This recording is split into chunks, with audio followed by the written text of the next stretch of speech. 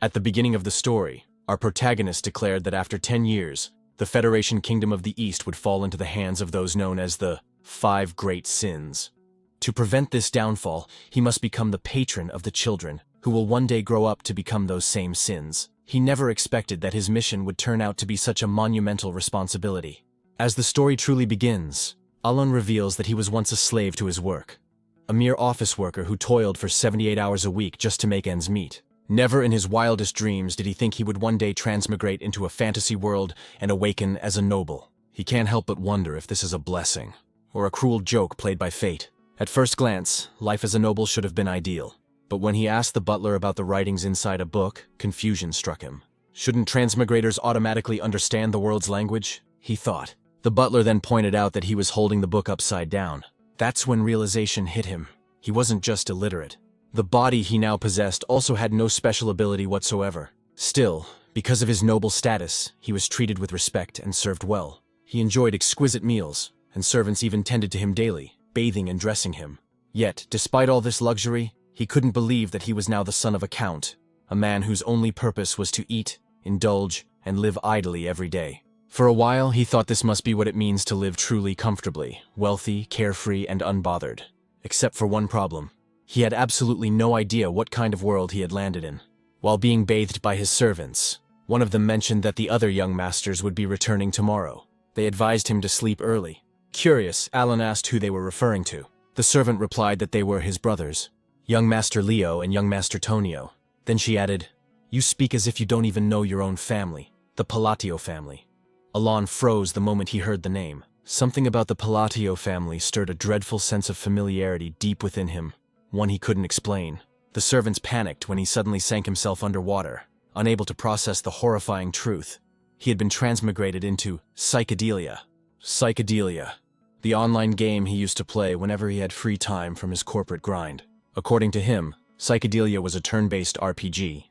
No matter what path a player chose, once the five great sins of wrath, greed, sloth, pride, and austerity appeared, the Astelia kingdom would fall, along with its nobles, cities, and everything within it. One of the noble families destined to vanish in the game was none other than the Palatio family, a worthless house often regarded as nothing more than a sub-quest before the main story even began. When Alon finally stepped outside and took in his surroundings, he fell to his knees, trembling. He recognized this place. It was the very location of the sub-quest titled The Investigation of the Palatio Family. According to the quest details, the Palatios were involved in prostitution, illegal drug trade, and even controlled a dark organization known as Avalon. As he knelt before the grand mansion, he muttered repeatedly, "No way. Why here? Why the Palatio family of all places? The Palatio family, the very first to perish at the hands of the five great sins." And thus, our protagonist was introduced as Alon Palatio, the third son of Count Palatio, an extra-level villain destined for ruin. When he returned to his room, sleep refused to come.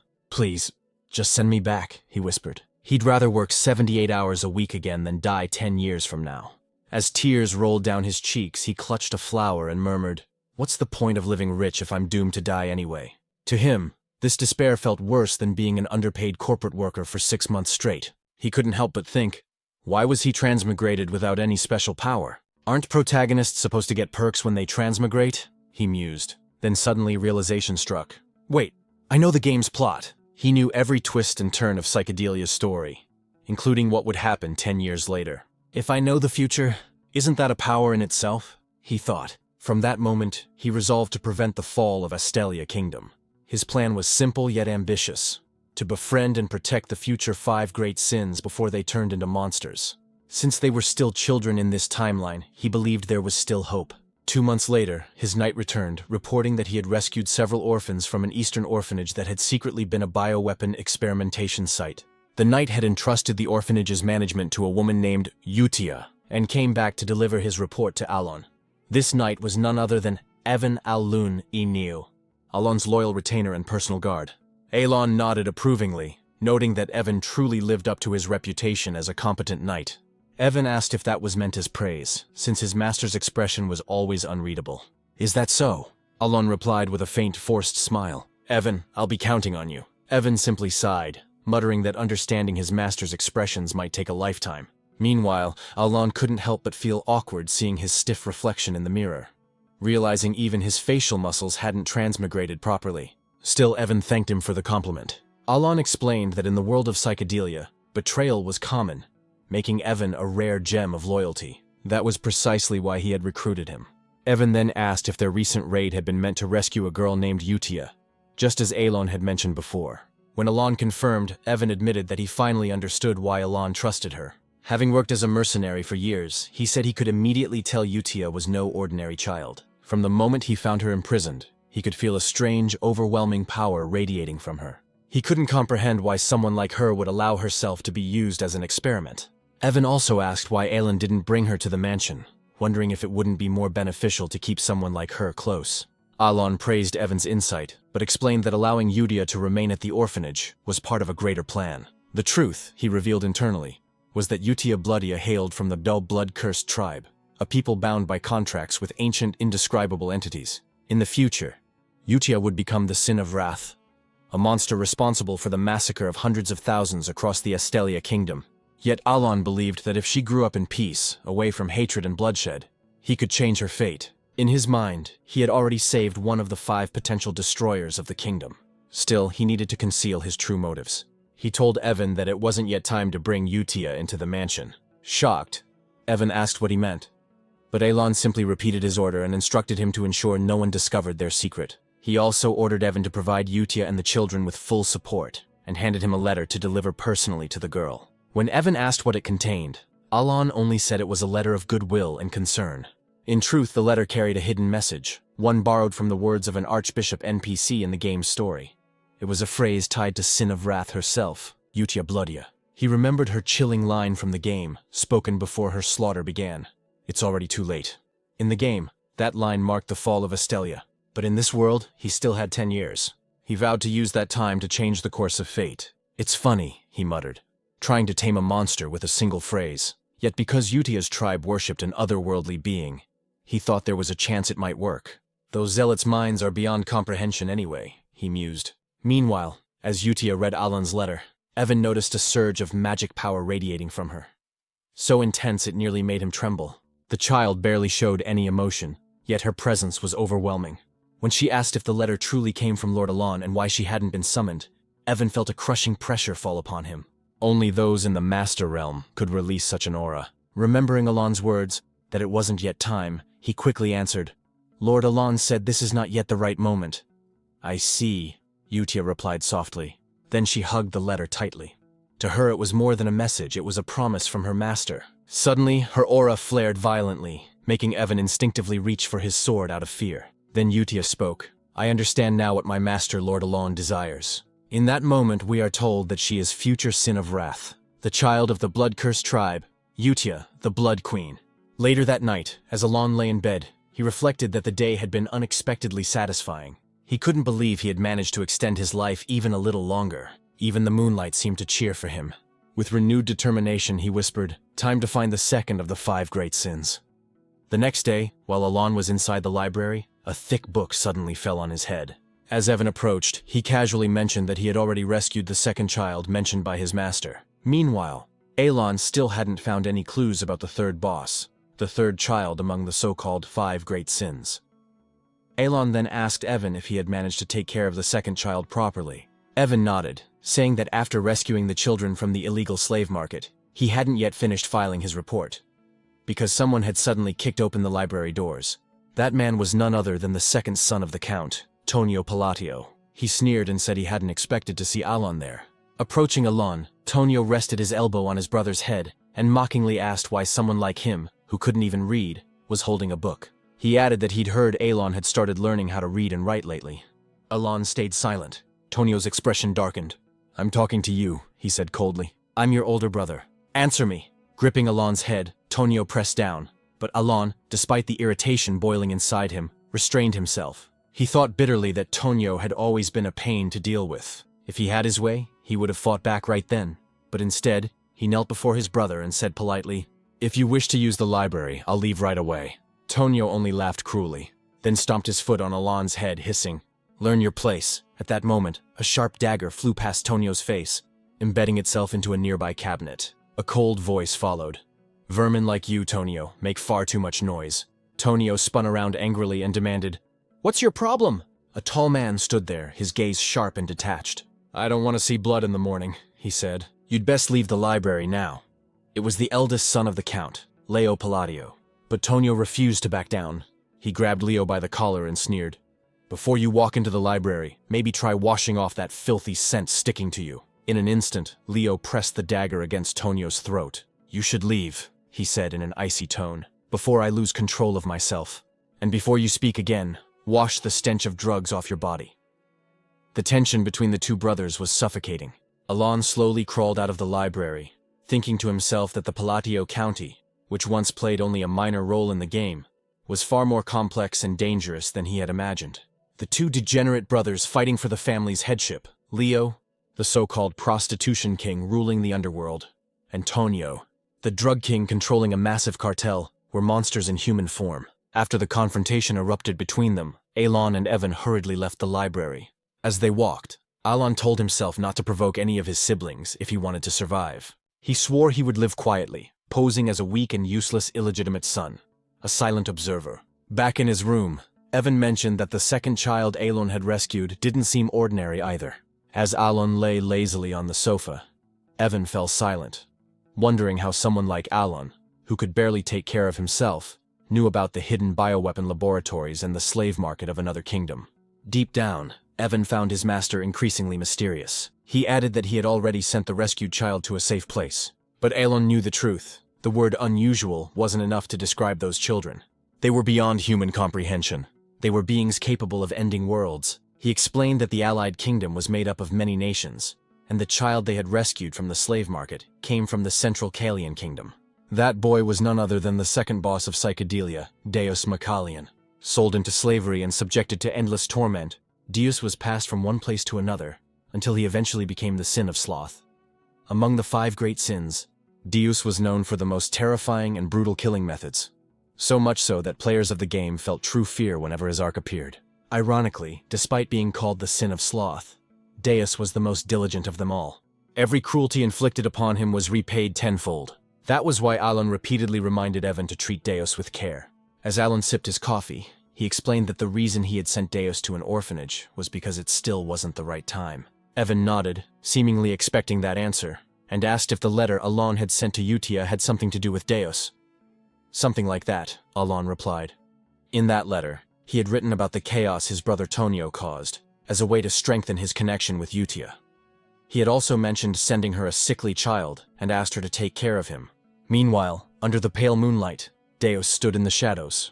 Utia approached him and called him broken. She observed the scars on his body, recognizing them as marks left by the Black Goat's attacks. "Am I right?" she asked softly. When Deus turned to face her, his eyes glimmered faintly. Utia smiled gently. "Even after everything you've endured," she said, "the Great Moon still chose you." Releasing her aura, she continued, "Feel the power that surrounds you. Deus, let your true potential awaken." She extended her hand toward him.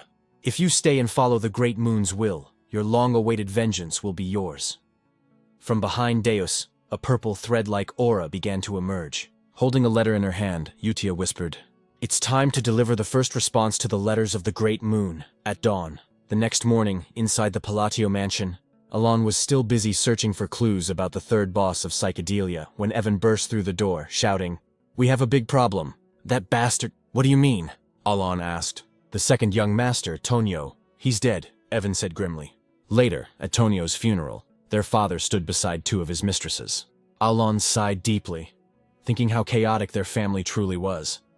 It felt like a scene straight out of a dark fantasy game, but something about Tonio's death was off. In the original Psychedelia story, it was supposed to be Leo who killed Tonio to claim the position of family head. Trembling and weeping as he said, "After all these years, I finally killed him." Yet now, Leo's expression was one of hidden satisfaction, joy masked behind a facade of mourning. Alon realized that Leo, or perhaps his men, must have been behind Tonio's death. Still, it didn't matter for now. What mattered was continuing the search for the 5 great sins. A year later, after the Palladio family's power struggle ended, Leo had completely absorbed Tonio's drug operations. With the rivalry gone, peace finally returned to their lands. In the present, Alon and Utia had become pen pals. Alon believed that maintaining their correspondence would be valuable in the long run. Based on Utia's letters, he could tell that the children were still pure-hearted. Noticing the list of new sponsors mentioned in her letter, Alon asked Evan if the orphanage's sponsors had increased again. "It's nice to see that our little orphanage keeps gaining support," he remarked. Evan nodded in agreement, saying it was a good sign. Then he mentioned receiving new information from the Information Guild about Alon's search. "Good," Alon replied, thinking it might finally be a lead about the ancient tome connected to the third boss. At last, he felt he was getting closer to finding the third boss of Psychedelia. Everything, it seemed, was falling into place. That night, Alon smiled faintly and murmured, "What a peaceful night." Meanwhile, at a drug distribution site in Margot, a man commented, "The eldest son of the Palatio family is truly generous." Another man with long hair nodded, saying that because of Leo, their organization had grown to hundreds of members. But their conversation abruptly stopped when they saw their comrades lying lifeless on the ground. Some were trembling uncontrollably, while others had blades pressed against their own throats. The man with long hair looked around in horror as the others suddenly began stabbing themselves. In a dark alley, a cloaked figure stood watching, Deus. Using his strings, he made the corpses dance like puppets. Utia appeared beside him, silently observing, and smiled. "A puppet show under the moonlight," she said. "How beautiful. It seems our orphanage will be gaining a few more sponsors after this." The sponsors she referred to were none other than the criminals they had slain. Deus asked her what meaning their actions truly held. Instead of answering, Utia asked, "Do you pity them?" "No," Deus replied coldly. "The ones we kill are criminals who destroy lives with their drugs. I'm just not sure if this really brings us closer to vengeance." Utia smiled softly. "It does," she said. "This is the foundation of the world we're rebuilding, the preparation for his return. We must cleanse this world for the coming of the great moon." Deus nodded slowly. "I understand now." Moments later, as they departed, a massive explosion engulfed the area. From above, Utia looked down and said, "Everything unfolds according to the will of the great moon. Our blue moon shall become its sword." On the ground below, a chilling mark was left behind, a vast symbol of an eye, and at its center, the image of the moon. After 2 years of constant letter exchanges between Utia and Alon, Evan came running, breathless, as he searched for his master. A few moments later, he found him in the backyard. "So you're here, master," Evan said. But before he could say another word, his strength gave out, and he collapsed to the ground. Lying there, he still managed a faint smile and said, "The 5th child is safe. I brought him to the orphanage." An indescribable joy filled Aelin's chest. After all these years, the 5 children, the ones he called the 5 great sins, were finally under his protection. He immediately invited Evan to eat. As Evan eagerly devoured the food Alon tossed him, the latter found himself deep in thought. He remembered how difficult it had been to find the 3rd child, the sin of greed. But thanks to his knowledge of the game, Psychedelia, and Evan's tireless efforts, they had finally succeeded. While Evan continued eating, Alon spoke softly. "You've really worked hard." Since Evan had been traveling from place to place for years, Alon told him to rest. But Evan asked, "Master, are my missions for the orphanage finally done?" When Alon confirmed it, Evan let out a long sigh of relief. As he lay down on the grass, he turned his head and asked, "Then why do you look unhappy, master?" "I'm happy," Alon replied. But to Evan, his master didn't look happy at all, even though his mission was complete. "See, I'm smiling," Alon joked, forcing a grin. Evan could only smile back in return. When Alon finally laid down beside him, he realized that everything had turned out better than he expected. He hadn't imagined that everything would unfold according to plan. He had once told us that the bosses in Psychedelia became the 5 great sins because of the tragedies they endured. Although those events happened before their eventual awakening, Alon knew how slim the chances were to save those children before their suffering began. At first, he had feared they might be too far gone before he could even reach them. He then asked about the orphanage. Evan handed him a letter and reported that everything was running smoothly, just as before. The children who once looked like broken dolls were now full of life. "I see," Alon said. "Then I guess I don't need to hire a teacher after all." He didn't expect Utia to handle the orphanage so well. Perhaps it was because in the game, Utia had always been naturally connected to such places. Evan then asked, "Is there something special in Utia's letter, master?" According to the letter, everyone in the orphanage was healthy and doing well, and Alon had nothing to worry about. Utia also mentioned that even the newly arrived children had adjusted quickly. Alon smiled faintly. It's comforting to know they're all safe and well. Yet in the back of his mind, he couldn't help but wonder. He never thought it was possible for the 5 great sins to grow up as normal children. Perhaps the environment truly shaped who a person became. Evan then asked when Alon planned to visit them, since every time he asked before, Alon would only say, "It's not yet time." Alon turned his gaze away, avoiding the question. The truth was, he had no intention of seeing them face to face. He thought it was better to keep their bond through letters. But every time he remembered the tragedies that shaped those children, the very pain that turned them into the 5 great sins, he couldn't help but feel afraid. Though he hoped they had changed, part of him still trembled at the thought of what they might become. Covering his mouth, Alon said quietly, "The time will come. Maybe 5 years from now. For now, all I can do in this world is to keep improving myself." He wanted to become strong enough to protect himself. He knew that mastering magic required talent, and surprisingly, the body he now inhabited seemed to possess that gift. As he continued training, Evan suddenly asked, "Master, have you heard of the Blue Moon?" Alon shook his head. "No. This is my first time hearing about it." Evan explained that the Blue Moon was a rapidly rising organization dedicated to eradicating criminal groups across the land. "If that's their goal, then it's a noble one," Alon replied. But in his mind, he thought, Blue Moon wasn't part of the story of psychedelia. Perhaps they would eventually disappear like the other side characters. Then Evan added, "But Master, they also kill nobles. I thought you already knew." Alon's expression darkened. "From now on," he said, "your room will be beside mine. You'll be sleeping there."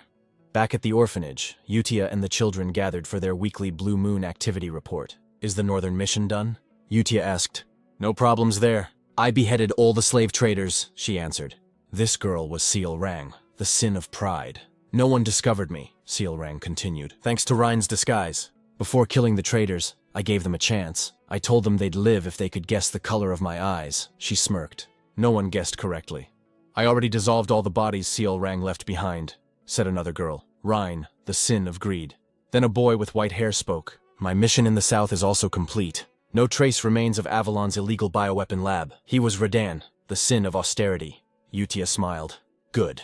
Everything proceeds according to the will of the Great Moon." Then she added solemnly, "We exist only for the Great Moon." Unbeknownst to Elon, the children he once saved were now the very leaders of the Blue Moon, an organization that worshipped the Great Moon, and the Great Moon they spoke of was none other than Elon himself. "We have a small problem," said Deus suddenly. Utia's face hardened. "A problem? The will of the Great Moon is perfect." Deus showed her a letter and said that the leader of Avalon is the eldest son of Palatio family where the Great Moon reside. Utia's eyes burned with fury as Deus said that their target is our Great Moon. Her aura flared violently, striking fear into her comrades. After she read the order to poison Elon after the ailing count dies, a wave of anger consumed her, and with a trembling hand she crushed the letter, while continuously exerting her power. 2 years later, Count Palladio, Alon's father, was dead. Officials claimed it was a heart attack, but Alon knew better. It was drug abuse. As he stood over his father's lifeless body, Leo's attendant approached to report. "Blue Moon again," Leo muttered coldly, seemingly unfazed by their father's death. "Yes, sir," said the attendant. "They launched a surprise attack last night." Alon noticed that Leo seemed more concerned about the Blue Moon than their father's passing. The funeral ended without a single tear or sign of grief. As they left, Leo shot Alon a resentful glare. The next day, Evan asked, "What are your plans now, Master?" "Your brother will be the new family head next year. Why are you packing?" "You should pack too," Alon replied. "We're leaving the mansion." "You mean leaving the family's territory?" Evan asked. "Not exactly," said Alon. "Just the mansion." And when Evan asked where they were headed, Alon answered, "Rodmill." As their carriage rolled away, he explained that Rodmill was a small village in the southern part of Palatio territory. From the mansion's balcony, Leo watched them depart, his eyes burning with anger. In Rodmill, life was quiet and peaceful for Alon and Evan. But only 3 days later, that peace was shattered. Leo Palladio was dead. Alon couldn't believe it. He was forced to return to the place he called the murderous house. Unlike their father's death, Leo's body bore a stab wound to the chest. Staring at his brother's corpse, Alon wondered who could have done it. When he turned to question a servant, the man trembled in fear and shouted, "Forgive me, master!" Before averting his gaze, another servant quickly rushed over and dragged him away. Seeing the strange fear in everyone's eyes, doubt filled Alon's mind. Evan stepped closer and whispered, "Master, is it true? Were you the one behind the disappearance of the Avalon members last night?" Alon fell silent. When he looked around, every servant turned their eyes away, terrified of him.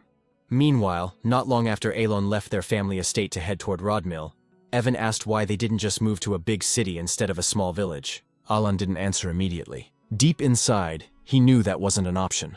Because from the very beginning, Rodmill had always been the final destination of his plan. It was the one place where he could live peacefully and quietly, far from the chaos of the world. He thought about how he had already saved the 5 great sins from their destined downfall, and prevented the world's destruction that would have occurred in the coming years. Besides, the Palladio family owned a villa in Rodmill, and since that place didn't exist in the original story of Psychedelia, he knew it was the safest location for him to live freely as a noble. Eventually, Alon simply said that everything happens for a reason, including his decision to live in Rodmill. But Evan didn't believe him.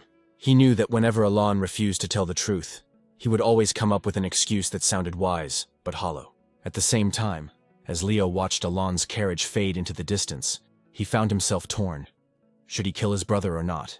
He reasoned that Alon was useless anyway, whether he lived or died. There was even a time when Leo considered poisoning him after their father's death. But since Alon had already chosen to leave on his own, Leo thought there was no longer any point in killing him. Still, an unexplainable irritation stirred within him. He wondered if that unease stemmed from the growing troubles Avalon, their organization, had been facing in recent days. Even without a clear reason to harm his brother, Leo called for Alman and ordered him to follow Alon's carriage. Alman asked carefully if Leo meant for him to assassinate Alon.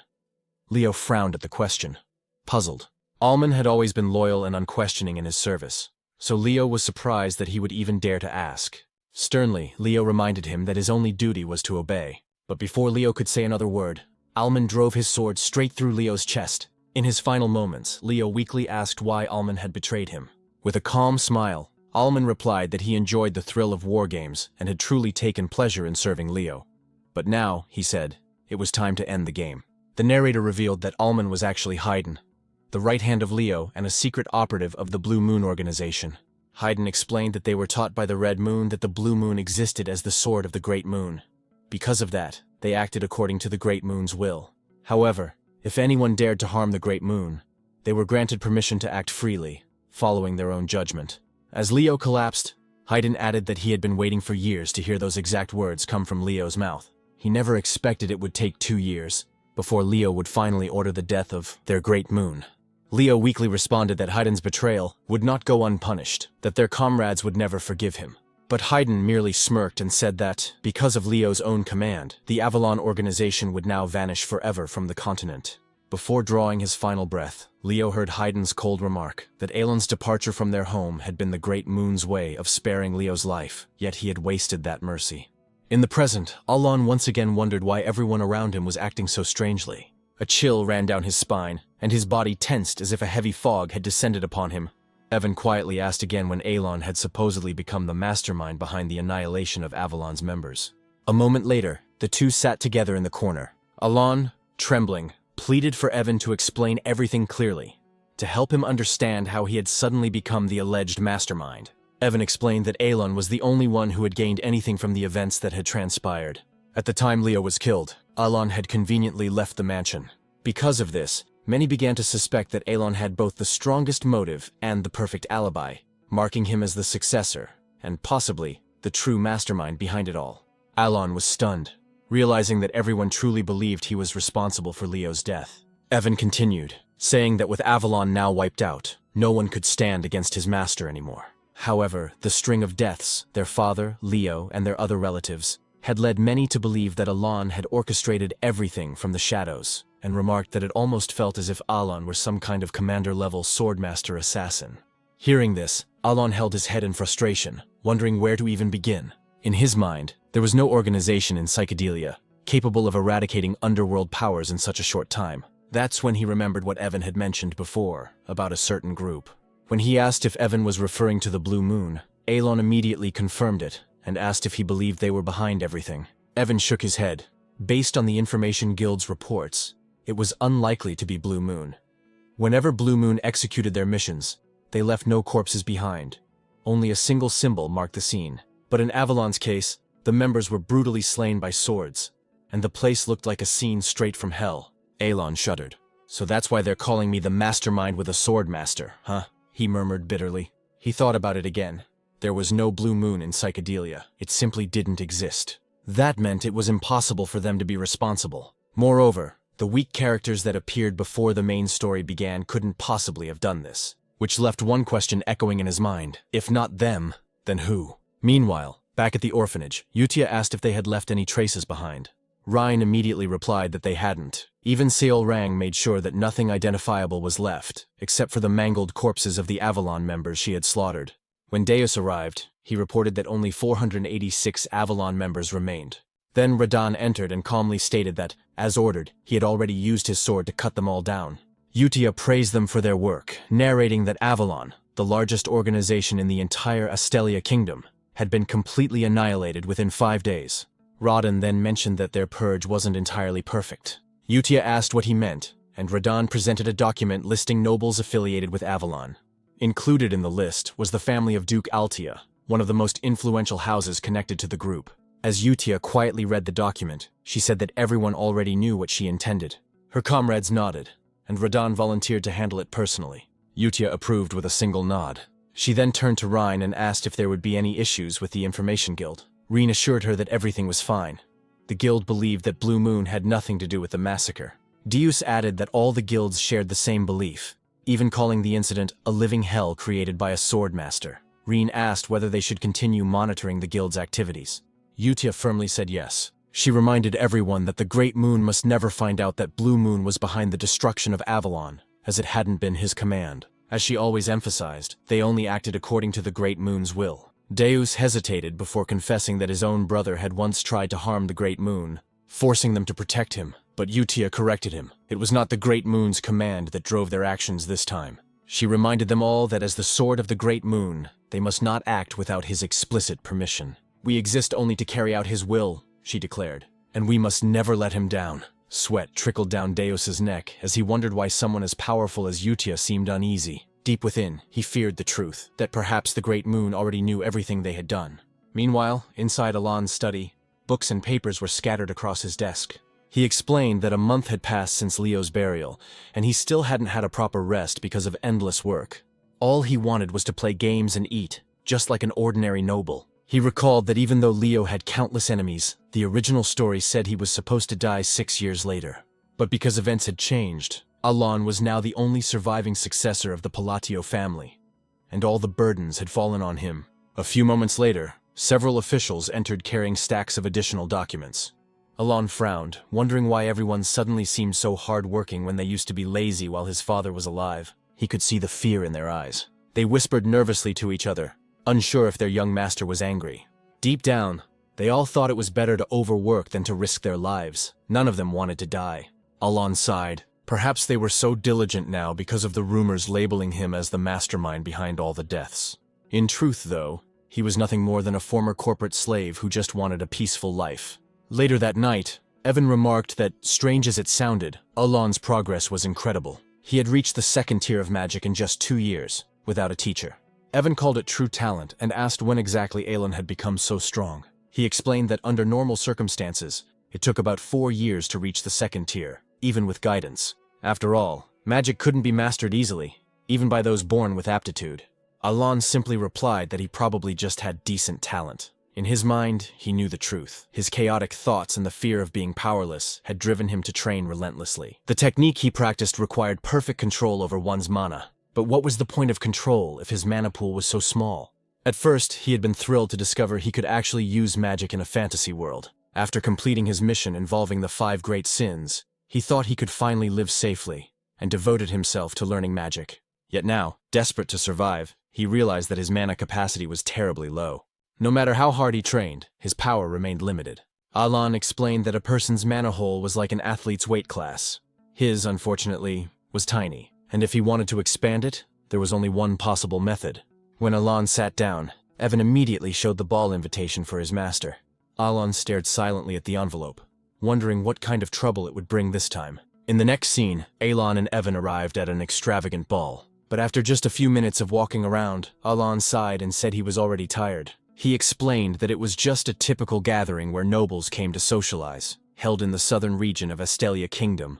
Since he was soon to become a count, he needed to use this opportunity to form new connections. He knew that building relationships with other nobles was essential for a peaceful future. However, every time he tried to approach someone, they would quickly retreat, visibly nervous. When he tried greeting one man, the noble turned pale and ran off. Evan chuckled, telling him not to be too hard on himself. But Alon merely shrugged. He wasn't angry, he had expected this reaction. "Let's just head back," he muttered. As they walked out, he reflected that it was obvious the nobles wouldn't talk to him. Unlike his great-grandfather's era, the Palatio name no longer commanded respect. Now they were branded as the degenerates of the East, a disgrace among noble families. Still, Alon hadn't come without a plan. He intended to charm the nobles through his learned social skills. He approached a woman and said politely, "Your wine tastes quite extraordinary." But to her, his tone sounded unnerving, almost menacing. When Alon added that he wished to take home a few bottles, she panicked even more. Alon smiled, thinking that smiling would help make him seem friendly. But instead, the woman screamed and ran off, shouting that she would tell her father he was demanding their family's wine. Soon, rumors spread across the ballroom that Alon Palladio had threatened a lady just to obtain a limited edition wine. Others whispered that he was worse than his so-called degenerate siblings. Alon fell silent. This wasn't the outcome he had planned. Evan chuckled again to Alon, while Alon tried to convince himself that perhaps the girl was just shy, too flustered to admit the truth. He continued trying to mingle, but Evan noticed something strange. The more Alon tried to talk to people, the more gifts he received instead. "My spoils of war," Evan joked, "just keep piling up. The nobles you're trying to talk to keep giving me things. Paldean luxury horses, Pania Mandarin tea, Vilanda crafted metalwork, Malentino specialty wine." Hearing that, Alon slumped in the corner, utterly defeated. All his efforts to study noble etiquette had gone to waste. He realized that the Palladio family was even more infamous than he thought. And with the rumors branding him as Leo's killer, everyone was terrified of him. After a while, Alon excused himself, telling Evan he needed some air. As he stepped outside, he didn't notice that a young woman inside the ballroom was watching him intently. Her eyes followed him as he disappeared through the doorway. Outside, as the night breeze brushed against him, Alon sighed, wondering where exactly he had gone wrong. Then suddenly a gentle voice spoke behind him. "May I have a word with you, even for a moment?" Alon turned around, unsure if the voice was directed at him or who it belonged to. A young girl stepped forward. "It's me," she said softly. "I'm Roria, the third daughter of Duke Altia." Alon greeted her politely, instantly recalling that the Altia family was one of the three great masterminds of psychedelia, the so-called madmen of the north. He wondered what she could possibly want with someone like him. He couldn't even remember her from the game, no matter how many times he replayed it. But before he could ask, Roria spoke directly, her tone calm yet unwavering. "I'll be honest with you," she said. "Lend me your strength, because soon I'm going to be assassinated." Because of the young girl's beautiful face and the pitiful way she pleaded with Alon, he couldn't help but think that perhaps he had inherited his father's weakness for women. Roria then revealed that she was still under the protection of his father's mistress. However, the Duke of Altia's condition had grown critical, and she feared that once her father died, her siblings would surely kill her.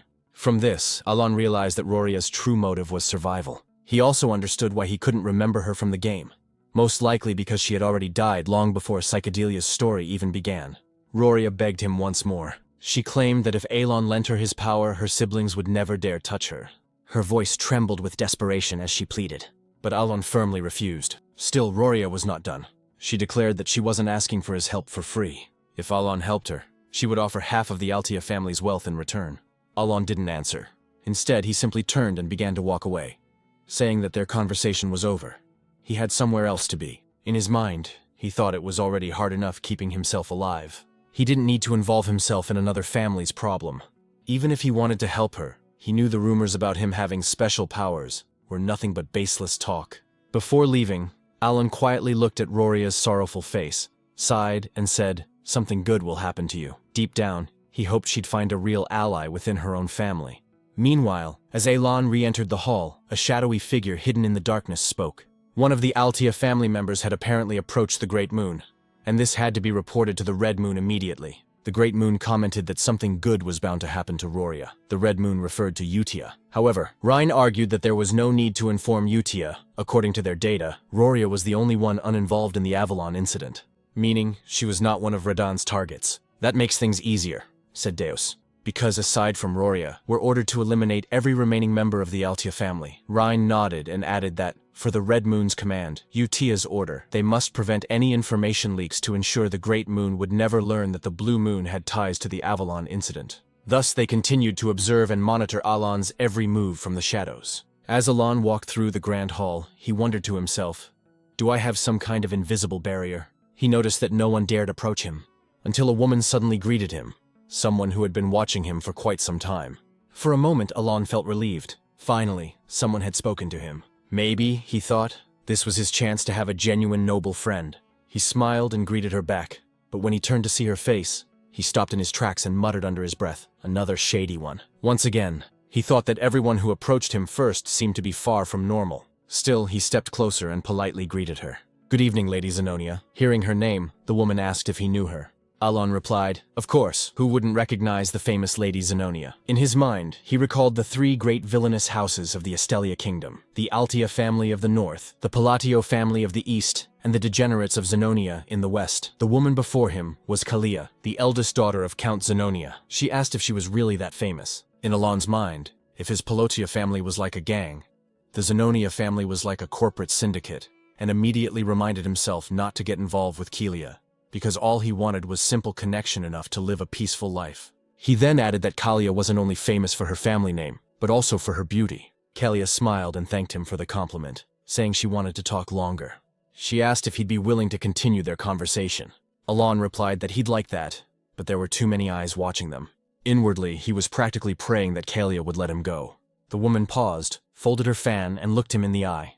"You really are just like the rumors say," she said softly before turning away. Alon stood there, puzzled. What did she mean by that? And why would she want to talk to me? He thought. On the far end of the hall, Ryan reported that the information about the Avalon incident had been fully contained. But Deus turned sharply toward the window and muttered, "We have a new problem. Someone is tailing Alon from a tree outside the hall." Ryan calmly replied, "We haven't received any orders regarding anyone following the Great Moon. For now, we keep watching. But if necessary, we eliminate them." Under the faint glow of the moonlight, the hidden watchers continued their silent vigil, unaware that Alon, the center of all their attention, remained oblivious to the web of eyes surrounding him. Days later, Evan asked Alon if he was certain this was the place he had been searching for. The canyon looked terrifying, its interior dark even beneath the noon sun, but Alon said nothing. Deep inside, he knew he had finally found his true objective. The place looked exactly like it did in the game. "If this one's wrong too, I'm going to be seriously disappointed," said Evan. Alon smirked. This time, it's real. He remembered how easy this place was to find in the game, but now it felt entirely different. The reason he came here secretly was because of the labyrinth in the south, known in psychedelia as the Labyrinth of Whispers. According to him, those who solved the riddles in all 8 chambers would be rewarded with a powerful artifact. With his sharp memory of the game, he felt this was the perfect time to relive the thrill of being a level 1 adventurer again. When they reached a massive stone gate, Alon couldn't believe his eyes. To see this place in real life felt surreal. He used to hate this dungeon in the game, yet standing before it now filled him with awe. "It looks man-made," Evan observed. "But how did you even know about this place?" "I used to come here often," Alon slipped up. "Really?" Evan frowned. "Just kidding," Alon said quickly, forcing a grin. "I have my own ways of knowing." "Come on, let's head inside." Evan sighed. "Next time, don't joke like that. With a face that serious, it's hard to tell." As soon as they entered, flying monsters swarmed them. Anyone caught by the enormous hands within the chamber was crushed instantly. "Looks like it'll smash us flat if we get a riddle wrong," said Evan nervously. But Alon remained calm, solving each riddle with precision. Evan could only watch in silence, wondering how his young master could stay so composed in such a terrifying place. He had served Alon for 4 years, yet he still couldn't understand what went on inside his master's head, or how he even knew about this dungeon when he rarely left home. "I've solved all the riddles," Alon said after a while, "but the door hasn't opened yet. It seems the hands have to finish off the monsters first." Evan thought to himself that despite his young master's mysterious nature, his plans always seemed to work out. As the great door finally began to open, Evan wondered, what could my master be planning this time? Alon felt a rush of excitement as the stone slabs shifted. If he had stayed a moment longer, he might have thrown up. The brutality of this dungeon was overwhelming, and he forced himself not to look at the scattered remains of monsters. When the gate finally opened, piles of treasure awaited them. Evan was stunned. "Are we done here?" he asked. "Almost," Alon replied. "I just need the black ring, then we leave." While Evan clutched bars of gold in disbelief, he asked, "That's it? Just that old ring? It doesn't even look valuable." Alon smiled faintly. "Everything else here only brings trouble. The black ring is all I need." He slipped it onto his thumb and whispered, "Finally, the constraint." As they stepped out of the chamber, Alon reassured Evan, "Don't worry, there's no more danger outside." But the moment they exited, Evan broke into a cold sweat. You didn't expect this too, right? The canyon walls. They're all golems!" He drew his sword in panic, thinking Alon hadn't realized the danger. "I have to protect him," he thought. Yet Alon calmly walked ahead. "This time," he said softly, "I'll handle it. I don't know what you're planning, but we need to escape," Evan shouted. But Alon kept walking, unbothered by the approaching golems. "My second-tier magic won't be enough against them," Evan cried. But before he could act, Alon raised his hand and uttered, "Constraint, commence." In an instant, time itself froze within the canyon. A mysterious voice echoed in the air.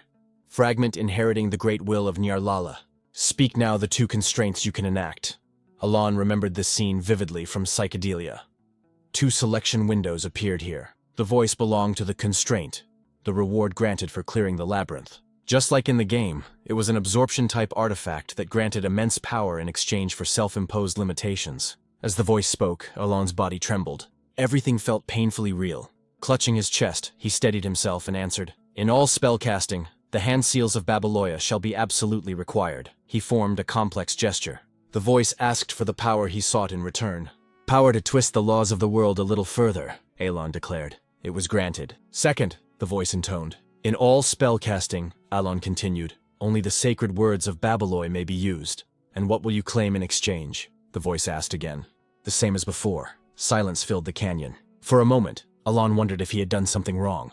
He even mimicked the skill icon from the game just to be sure. "Choosing both seals and words gives the highest possible magic output," he murmured. He had mastered every sign and incantation. This had to work. Finally, the voice spoke once more. "We accept it. Human who remembers the seals and mysteries of the forgotten great god. We offer our gratitude to you who carry on his will." "Carry on his will?" Alon whispered, confused. As the black ring melted into his skin, a faint smile formed on his lips. His plan had succeeded. For the last time, the voice echoed. "We are always watching you, inheritor of the will." And before the golems could fully reach them, Evan once again shouted that his second-tier magic wouldn't be enough to defeat them. Yet Alon remained calm, his gaze steady as he watched the massive creatures approach. He thought to himself that the lightning sphere, something that should have been shining brilliantly by now, was still weak, even after he had poured every drop of mana he had left. No matter how hard he trained, this was his limit. As he gathered the crackling sphere of lightning between his hands, he whispered, "It's time to test the constraint, and the price it demands." In an instant, the sphere of lightning in Alon's hand refracted, light bending and splitting until a violent rebound followed, its energy compressing, then expanding again into a more ferocious, more concentrated orb of electricity. A blinding flash erupted from his palm, and when the light subsided, the lightning sphere had transformed into a larger, deeper blue mass of raw power. With rapid, precise movements, Alon began a flurry of complex hand incantations known as linear diffraction. He released the attack. The spell shot forward in a streak of blinding light, striking the golems head-on. In moments, the entire field was engulfed in roaring thunder and crackling blue lightning that tore through stone and earth alike. The air shook. The golems' bodies sizzled and fractured under the violent energy that consumed them. Evan could only stare, speechless, as the blinding storm continued to rage. When the final sparks faded and the last echo of thunder fell silent, the golems shattered all at once, crumbling into dust that scattered through the smoky air. As the dust settled, Evan let out a curse under his breath, still stunned by what he had just witnessed. He turned to Alon, disbelief written across his face. "Have you been hiding your real power this whole time?" he demanded, but Alon shook his head. "Impossible," he replied calmly. Evan frowned. "Impossible? In 15 years as a mercenary, I've never seen an attack like that. Don't tell me what you just did was second-tier magic?" When Alon nodded, Evan fell silent. His gaze lingered on the man before him, someone who, only moments ago, had unleashed power far beyond comprehension. Yet Alon himself looked equally puzzled. He didn't understand it either, why his spell had grown so strong. In the game, it had never been like this. Alon then spoke as if explaining to himself. In Psychedelia's turn-based system, spells can be enhanced per turn using sigils and incantations. The spell he used, Chain Lightning, normally gains strength through sigils and 4 incantations, stacking its power. When combined, those sigils create a configuration meant for large-scale lightning magic. He paused, still processing the devastation before them. The trade-off is that each spell requires both a sigil and an incantation to cast. But in return, it multiplies the spell's power several times over. Maybe that's why his attack went beyond what he expected. Even with that explanation, he knew the truth. It still felt like overkill. A second-tier spell shouldn't have had that kind of force. The results far exceeded Alon's expectations, shocking even him. Once they left the area, Evan slumped down, drained. "This was harder than an actual battle," he muttered bitterly. "Who in the world designed a place like that?" Alon didn't respond right away. Then he remembered, the Whispering Labyrinth. That wasn't its real name, only what the community had come to call it based on shared maps and old guidebooks. Its true name was the Labyrinth of Palon. "It was created by someone named Palaon," Alon finally said. Evan blinked. "Palaon? What are you talking about?" Alon didn't answer. Instead, he pulled Evan up and said, "Let's head back east. There's something I need to do. Evan groaned but followed, muttering that Alon was far too diligent for his own good. As they walked, Alon explained that choosing the right sigil to match a spell's element enhanced its potency, and the proper incantation improved its properties further. That's how the system worked in the game. But unlike the game, where only damage numbers changed and visuals stayed the same, in reality, every sigil now visibly reshaped the spell itself. He realized that every incantation he had spoken earlier had physically altered the lightning's behavior. Alon then think that even if it's just a magic technique, could it be that his mana control is exceptional to perceive those changes? When they reached the place where they had left their horses, Alon sighed, thinking that once he recovers his mana, he needs to test it again. Alon then think that in the end, things have turned well for both of them, but neither of them noticed the figure watching them from afar. Rhine. After overhearing their conversation, she swiftly leapt across the hills and returned to the labyrinth. Once inside, she began tracing her fingers along the carvings on the wall. The words read, "The Age of Forgotten Outer Gods." Her eyes widened. This was the ancient script of the Alanef Empire. Then, further down the wall, she read another inscription. For a friend who would be left alone, the Swordmaster Palaeon stood his ground. She whispered. He repelled the invasion of the Black Ones, and defeated Alakolaka, the devourer of his people's hearts, the Radiant Emperor. The Great Palaon. I know this story, Rhine murmured, because I was born under the Great Mission within the ancient library. Having heard Alon name Palaeon as the labyrinth's creator, she realized that something about all this didn't align with history. The Bloodia Queen, she's different from what was recorded. But what shocked her most was that the Great Moon herself had once called Palaeon a friend worthy of reverence. And more than that, the incantations Alon used weren't found anywhere in the ancient library's records. Who exactly is he? She whispered. When Rhine exited the labyrinth, her face flushed with unease. The Red Moon was right, she muttered. Everything she said is true, and I'm ashamed for blindly following orders. Then, sensing someone approach, she turned. Deus, she greeted sharply. Did you get the information we needed? Deus shook his head. No. The man I was tracking is dead. Before I could reach him, his neck twisted twice in midair, snapped instantly. Rhine's eyes narrowed. Then I'll report this to Utia. She'll handle it properly. Meanwhile, at the Zenonia Count's estate, Kalia sat quietly, deep in thought. The rumors she'd heard about Alon, it seemed they weren't just rumors after all. His gaze, she recalled, was cold, distant, like staring into the depths of the abyss. She remembered him saying she was famous, and she realized he was right. The Zenonia family was both powerful and well-known. But what puzzled her was how someone like her, who rarely socialized, became so recognized. She looked at her father and asked, Isn't it strange? You're the Count after all. But with a snap of his fingers, dark energy flickered around him. His pupils turned black before returning to normal, and he resumed his work without a word. Kalia smiled faintly. No one would ever suspect, she whispered, that I'm the one truly running this house while my father plays the fool. Then her thoughts returned to Alon. How did he know? He had mentioned many eyes watching, and even her spy seemed to have been discovered. Suddenly, one of her men came running. Lady Kalia, please come to your room immediately. She followed him quickly. When they entered her chamber, her breath caught. Her spy lay dead on the floor. The man beside her said, the seal on his body didn't activate, so he must not have revealed anything. But Kalia's gaze hardened. He was placed here deliberately, she said coldly. They wanted me to find him. How did they learn that I'm the one running the Zenonia family? And as the thought sank in, her expression darkened. The moment I met Alon, she realized, I was already caught off guard. My greatest weakness was exposed. In the Duchy of Altia, the night was heavy with silence as Roria rode home in her carriage, lost in thoughts of the man the underworld had begun to whisper about, the one they called the noble of the underworld. She had seen the look in his eyes, cold and sharp, so much like her father's, and she knew deep within her that Alon Palatia was not a man to be trifled with. To her, he was both her only hope for survival and a living reminder of how powerless she had become. Her cowardly siblings had stripped her of everything.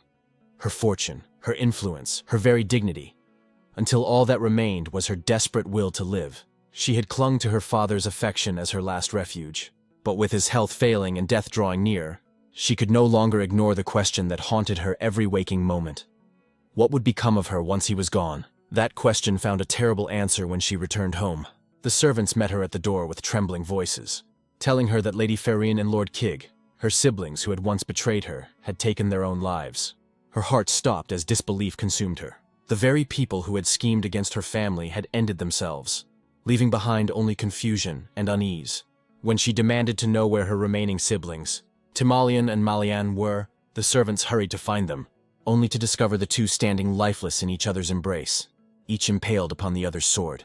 The household erupted into chaos, and Roria could do nothing but stare as her world crumbled in ways she could not comprehend. Somewhere in the shadows, unseen by all, Roden left quietly into the night. His mission to cleanse the Altia bloodline had been fulfilled. As the echoes of panic filled the mansion, Roria's mind drifted to Alon's words. How he once told her that good things would soon come her way. A chill ran through her as she began to piece together the unthinkable. Perhaps the man she had turned to for help had long been watching, waiting, his claws hidden beneath a calm exterior. Perhaps all of this had been part of his design. The realization that she might have entered a contract with something far beyond human sank into her bones. She knew there was no turning back now. The fate of those who had betrayed Aelin was already well known, and she could not risk joining their ranks. 2 months passed, and in the grand estate of the Palacio family, the Duke of Altia's butler arrived to deliver a gift to Aelon. Inside the ornate box was a bottle of Cernan's wine, worth thousands of gold coins, an extravagant treasure rarely seen even among nobles. Alon regarded the gift with quiet surprise, realizing it could only have come from Roria herself. A faint guilt stirred in him, for he had once refused to help her, and yet she had sent him such a token of gratitude. When the butler confirmed that the gift had been ordered by the new duke, Alon was struck by the truth. Roria, the youngest and weakest of her siblings, now stood as the head of House Altia. In her newly inherited office, Roria sat among the echoes of her father's legacy. The room, once forbidden to her, now belonged entirely to her. She reflected on how swiftly everything had changed. The death of her father, the mysterious suicides of her siblings, the ceremony that had thrust upon her the title of duke. She had managed to avoid suspicion. Her presence at a noble ball had provided the perfect alibi. Yet even now, she could not shake the feeling that someone else had orchestrated it all. Before her siblings' deaths, they had dismantled her secret organization, executing her loyal followers and leaving her powerless. When she returned home, she had been a mere shadow of herself. But in the aftermath, her enemies were dead, and her power was restored. It all aligned too neatly. Somewhere behind the scenes, Alon had moved the pieces. Outwardly, he had rejected her request for aid, but in silence, he had carried out every necessary step. She could only wonder how far ahead he had planned, how deep his schemes reached. She realized that Alon had not extended his hand out of pity, but because he needed the Altia Duchy for something greater. Even after she consolidated every remaining organization under her banner, their combined strength could not compare to the unseen influence that Alon commanded. She began to understand that the Palladio family's power in the underworld was built entirely through commerce and cunning. But there was something that Alon lacked, something only Altia possessed: prestige. And perhaps, she thought, that was what he desired all along. As her eyes lingered on her father's portrait, she steeled her heart. For now she would do what was necessary. The path she had chosen could no longer be undone. Her patron, Alon Palladio, would reach out again soon, and when he did, she would be ready. She hoped only that her gift had pleased him. At the Palladio estate, Alon sat in silence after the butler's departure. He could not shake the sense that something was amiss. Roria, once the helpless daughter surrounded by traitorous kin, now ruled as duke of one of the oldest duchies in the empire. Evan, observing his master, wondered why Alon's eyes had grown distant again, as if he were already calculating the next dozen moves ahead.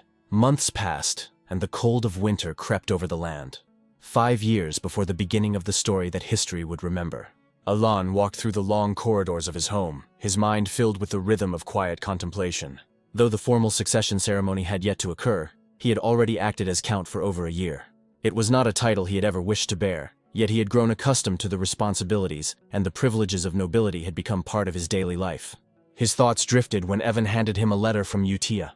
Inside his office, Aelon inquired about the assassins who had taken the life of his brother, Leo. The investigation continued, but the truth remained elusive. Alon simply accepted it as one of the many uncertainties he had learned to anticipate. He had no desire for vengeance. He sought only to prepare for whatever unseen consequences his presence in this world might bring. He understood that every action he took rippled through time, altering destinies in ways the original game had never accounted for. Evan remarked that his master's thinking had already become that of a true count, though Aelin paid it little mind. Instead, his thoughts wandered to the orphanage he had quietly sponsored. The letters he exchanged with them each month had become a small light in his otherwise calculated life. He had never met the children in person, yet watching them grow from afar filled him with a strange, fatherly warmth. They were known as the 5 great sins, and though the world might one day call them monsters, to him they were simply children who had been given a chance to live. He asked how old they had become. realizing that most were now reaching the age where they could stand on their own. He decided it was time to send them out into the world. The thought of parting with them brought both pride and melancholy, as the image of innocent children in his care was replaced by that of young adults ready to forge their destinies. He believed that his efforts had been enough to prevent them from awakening as the sins of the original tale. Now, they would carve their own paths. Each had a gift: Utia for faith, Dias for the sword, Reen for inquiry, Seal Rung for combat, and Radan for apostleship. If placed in the right environment, they would thrive. Alon prepared letters for each of them, along with personal gifts to guide them on their journey. When the letters were done, he instructed Evan to deliver them all, his expression unreadable, though a faint smile crossed his face as he thought that their success might one day yield him something in return. At the orphanage, the children gathered in excitement as Utia announced the arrival of letters, one for each of them, sent by the man who had saved their lives. Seal Rung held her letter tightly, overjoyed, saying that it was the first time Alon had written to her personally. The others surrounded her, eyes gleaming with warmth and wonder as they traced their names on the envelopes. None of them could have imagined that their benefactor's careful guidance would one day set into motion the story that would change the world. Utia said that before they opened and read the letters sent to them by the Blue Moon, it would be best if they first read the old letters that the Blue Moon had previously sent her. That way, they could understand the secret messages intended for them, since the directives coming from the Blue Moon were all high level. Seal Rang happily asked if she was really allowed to read those old letters, and Utia explained that because the Blue Moon had already given each of them new directives, it was likely that the Blue Moon deemed this the right time for all of them to see her earlier orders. After reading one letter from Alon asking how they were doing and whether they needed anything at the orphanage, Deus couldn't describe his reaction. Seal Rang immediately asked if these letters were truly directive letters. Ryan commented that the contents felt more like casual conversation. Utia quickly clarified that at the beginning of every letter, the Blue Moon instructed her to disguise their correspondence to make it appear like ordinary exchanges. She then showed them more letters she had received. After they examined another one,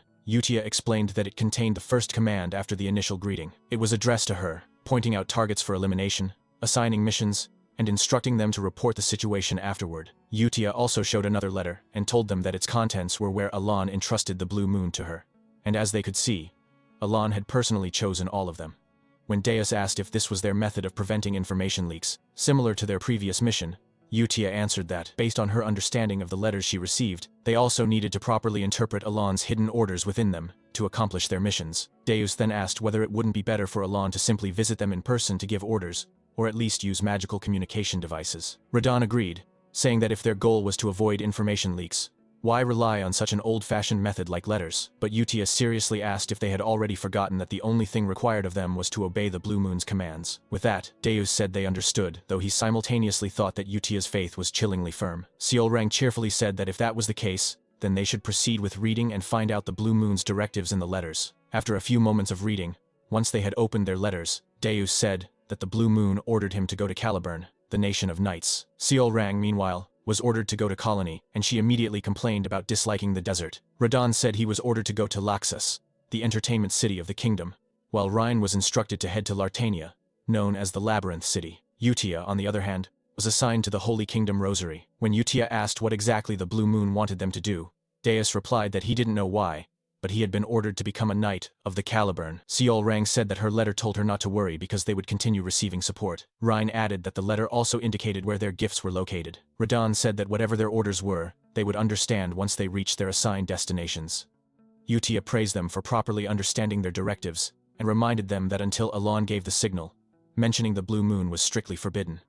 The next day at the orphanage, they bid farewell to the new caretakers of the children and departed for their respective destinations according to their orders. 3 months later, in Count Alon's residence, he said that just as he expected, he found nothing in the books about incantations and magic transformation, leaving him no choice but to experiment directly. He then asked Evan if there was any information about the people who killed his brother Leo, but Evan said the Information Guild still hadn't found anything. This made Alon wonder whether saving the 5 great sins had altered the events that were supposed to happen, and whether the butterfly effect had gone out of control. For now, he had no idea what had altered the story of psychedelia. He thought about Roria, someone who should have died at the beginning, yet instead became the Duke of Altia. Not only that, Roria's expansion of influence in the underworld had grown frightening. Because of this, Alon advised Evan that they should stop investigating the assassins. When Evan asked if he was certain, Alon thought that in this situation, ignorance was bliss. According to the game's setting, nothing escapes the Information Guild's network. If he continued to pursue something that had already deviated from the original path, he feared what consequences might return to him. If preparing for a possible situation would only lead to death, then there was no point in doing it. The secret societies wouldn't bother him as long as he didn't interfere with them first. As long as he didn't approach them, they had no reason to attack him. Alon told Evan that there was no meaning in digging deeper. Evan agreed and said he would stop the investigation immediately. Evan then shared news about Deus being knighted in Caliburn, but Alon simply said, "Really? That's good." 3 more months passed. Evan asked Alon if Deus had really created a knight order, but Alon answered with a question whether Deus had already reached expert level or higher. In the game, the ranking started from sword user, then sword expert, then sword master. Alon said it hadn't been that long since Deus was knighted, but Evan informed him that rumors were spreading that a 5th master knight would emerge within 10 years. When Alon asked if master knights were the ones called the Swords of Caliburn, Evan confirmed it and said Deus's talent truly overflowed,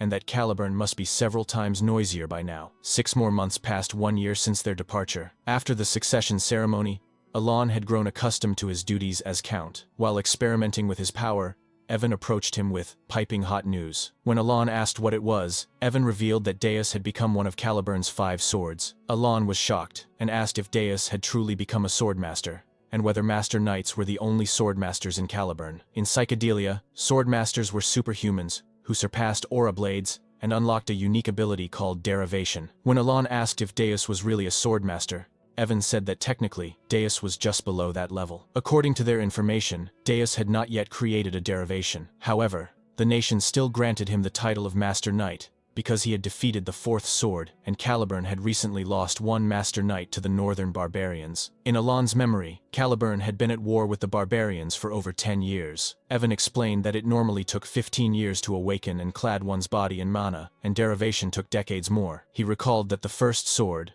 Reinhardt, was the youngest Master Knight at 32 years old. In the game, Reinhardt could become a temporary ally, but would leave once the episode ended. Alon thought Reinhardt was absurdly powerful, and even with his monstrous talent, it had taken him more than 20 years to awaken his derivation. Yet Deus, who originally knew nothing about swords, had reached Master Knight level in just 1 year. Alan wondered whether, if derivation was the only thing Deus lacked, that meant Deus would surpass Reinhardt as a swordmaster in the future. He then wondered if he could at least get some crumbs from Deus's rapid growth. His eyes drifted to a letter tucked inside a book. Again, he wondered whether he wouldn't receive even a single crumb. Evan claimed there was no way that would happen, but Alon replied that only Utia ever sent him letters. He recalled that ever since Utia arrived in the Holy Kingdom, she had consistently sent letters containing greetings and updates about the other sins, meaning they must still be in contact. Alon thought that even though he hadn't met them face to face in a long time, they could have at least thanked him for the gifts he had prepared. But since Deus and the others hadn't sent him a single letter, he felt a bit disappointed. He slapped his cheeks and forced himself back to his original mindset. The fact that they didn't awaken as the 5 great sins and bring ruin to the kingdom was already enough reason to be grateful. Staring at the sky, Alon said that as long as the kids were eating well and living well, that was what mattered. Meanwhile, in Kurdum, capital of Caliburn, at the High Noble Residential District, the grand mansion housing Caliburn's illustrious Eclipse Knight Order was filled with soldiers training non-stop. As Deus looked out the window, it was said that Deus Macalian, captain of the Eclipse Knight Order, was the youngest Master Knight in history. He then saw his sister walking outside. When she waved and called out, "Brother," Deus waved back with a gentle smile. A moment later, he thought that even after a year, he still felt embarrassed remembering that moment. After losing everything to the Black Things, all that remained within him had been uncontrollable rage and hatred. The Great Moon saving his life was not enough to earn his loyalty, but because of the promise that he could take revenge with his own hands, Deus obeyed as the Blue Moon. His life as a member of the Blue Moon became a continuous string of dangerous missions and brutal training, but he didn't care about his own safety. For years, he carried out missions that would serve as stepping stones toward his eventual revenge. Then came his first individual directive. At that time, Deus thought it was random, and he wasn't particularly excited about receiving gifts. But when he went to the location written in the letter where he would find Alon's gift, his eyes widened in shock. Because in that seemingly random directive letter, the Great Moon's gift turned out to be the family he thought he had lost forever, precious to him as his own life. While crying and hugging his little sister tightly, Deus couldn't believe that the sister he thought had died was actually alive. He called her Shilly, and asked what happened to her after they were separated, but Shilly only stayed quiet, smiling, and crying at the same time. After a few moments, Shilly finally spoke. She said that after she and Deus were separated, she was dragged away by them. She waited for her turn in the darkness for a very, very long time. And just as her turn came when she was about to be killed, a cloaked man suddenly appeared and killed all of them. Because of that, she was able to escape with a flash of light and survive. A few years later, when she was about to be sold to slave traders, a mercenary named Evan saved her. Shilly also told Deus that ever since then, she had continuously received precious medicines, support, and letters telling her that she was safe, all under the name Palacio. The letters also told her that she did not need to worry about her older brother. Shilly said that Alon was someone she was truly grateful to. Deus then asked if Alon was really the one who protected Shilly, even staking his own name for her. He wondered how Alon knew about his past and family. In Deus's mind, he had never told Alon anything about himself or his family, and Utia only knew that he had been attacked by the Black Sheep. So it became a huge question for him, how did Alon know all of this? Then he remembered what Utia had said, that Alon knew everything. At that moment, all of Deus's questions clicked together like puzzle pieces and simply disappeared. He finally understood why Utia had been so anxious before, whenever they acted on their own without the Blue Moon's command. Deus also realized how foolish he had been when he remembered the moment Alon told Roria that something good would happen to her. Thinking about it now, and recalling all of Alon's words, Deus understood that Alon already knew everything from the beginning. He had been giving hints to the child who would survive alone. When Shilly noticed that Deus seemed lost in thought, she asked him if something was wrong, but Deus remained silent. While gently placing his hand on Shilly's head, he thought about the sword that had moved on its own, and the times they acted without the Blue Moon's orders, yet Alon was still generous enough to overlook it all. To Deus, who had lived his entire life consumed by revenge and hatred toward the Black Sheep, the survival of his family was a gift beyond anything he could ever hope for. Then he remembered what Utia told him, that someday he would understand the reason she chose to follow Alon. Now that Deus finally understood, he told himself that he was not simply a fanatic or a blind follower. He must repay Alon. His mission was to reach the pinnacle of Caliban, become a master knight, and create an elite guard composed of the greatest swordsmen. When night fell, a knight approached Deus, addressed him as commander, and informed him that it was time that all preparations were complete. Deus walked to the front of the formation of knights, thinking that the expedition they were about to embark on would become the foothold for the eclipse. In his heart, he resolved to endure any hardship, waiting for the day he could offer a repayment that would satisfy the Blue Moon, convey his gratitude, and prove his worth beneath the moon. And thus, the Eclipse Knights departed on an expedition to battle the barbarians. Meanwhile, Alon thought that everything seemed peaceful, perhaps because the 5 great sins had already grown up. But suddenly, the wind blew, scattering the notes tucked inside his book. He quickly grabbed the flying papers and gathered them back. After a while, Alon wondered aloud why he had to scribble everything down and make things so difficult for himself. Since returning from the labyrinth, Alon had focused on researching phrases, and when he finished organizing the results, he discovered that refraction enhances the imperfection of a completed spell, expanding its area of effect, while repulsion crushes the form of what is fired, causing the projectile to transfer. Blue light enhances magic cast in parallel like lightning. Linear diffraction grants penetration, in other words, a guaranteed critical hit. But with his small mana pool, he could only use magic once a day, so it took him quite some time to figure out all of this. He also learned that the phrases and the beasts of Babylonia were a forgotten concept in the original story, so there was absolutely no information about them. In the end, as he researched them himself, he began to find magic originally meant only for self-defense, actually quite fun. And now, ready to see the results of 2 months of experimentation, Alon summoned his lightning. With a single gesture, its form changed. In Alon's mind, by removing the central point of the magically gathered sphere, an electrical shock is created through imbalance. So his weak and useless magic, when used with fixation and compression and combined with phrases like collapse, gradually gained purpose. When he used the phrase, fleeting full bloom,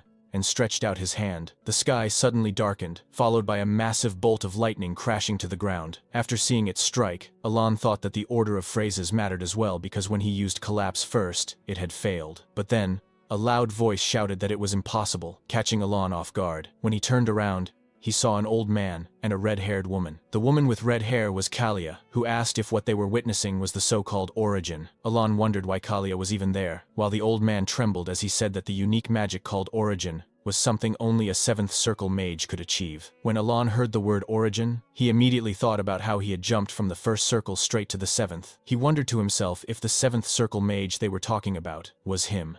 If you enjoyed this chapter and want to see what happens next, make sure to hit that like button, subscribe, and turn on the notification bell so you won't miss our next update in this epic story.